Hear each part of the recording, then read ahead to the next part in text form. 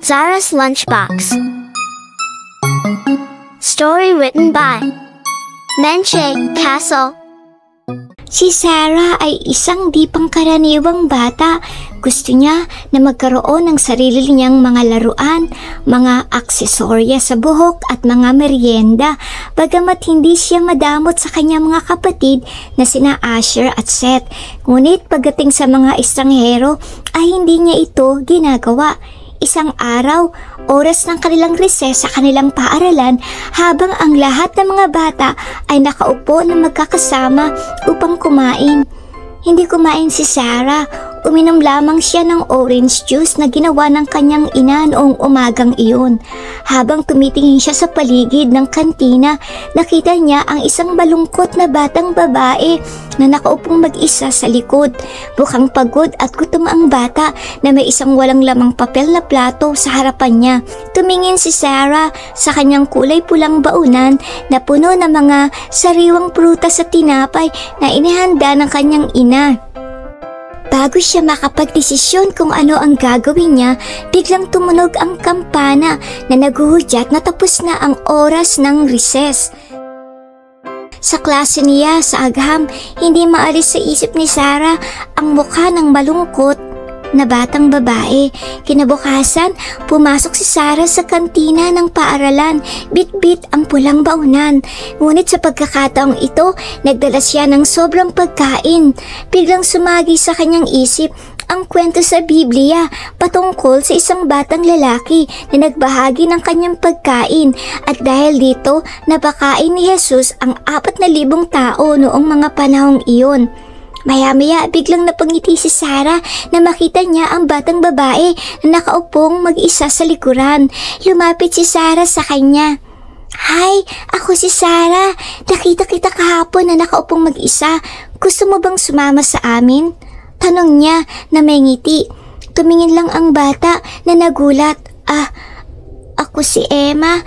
Hindi ako madalas kumain dito kasi wala akong pera para bumili ng pagkain. Sabi niya na ang boses ay halos hindi marinig. Napangiti lang si Sarah. "Nagdala nga pala ako ng sobrang pagkain para sa'yo. Gusto mo bang kumain?" Tanong niya habang binubuksan niya ang kanyang baunan. Namilog ang mga mata ni Emma habang ibinigay ni Sarah sa kanya ang isang sandwich at ilang prutas. "Salamat sa'yo. Ikaw ay talagang mabait," sabi ni Emma na may luha sa kanyang mga mata.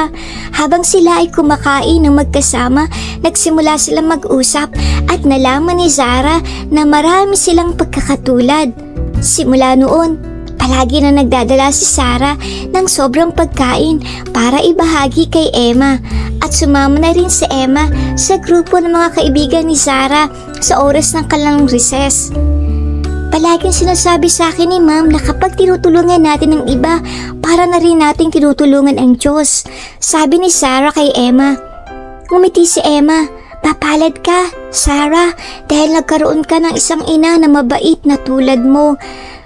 Naipakita mo sa akin na kahit na ang mga maliliit na gawa ng kabutihan ay maaring magdulot ng malaking pagbabago." Ngumiti si Sarah.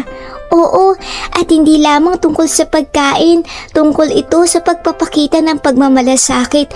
Ang pagbabago ay palagi nagsisimula sa atin, isang maliit na hakbang sa ating pagkakataon." Ang kwento ni Sarah ay nagtuturo sa atin ng kahalagahan ng kabutihan, ng pagiging bukas palad at ng pakikiramay.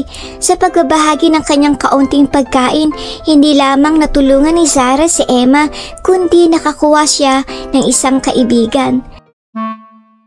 Ang kwentong ito ay nagpapakita na kahit na ang mga maliliit na gawa ng kabutihan ay maaring magkaroon ng malaking epekto sa buhay ng isang tao, at kapag tayo ay nagbibigay ng may bukas na puso, tayo ay nagpapautang sa Panginoon. The end.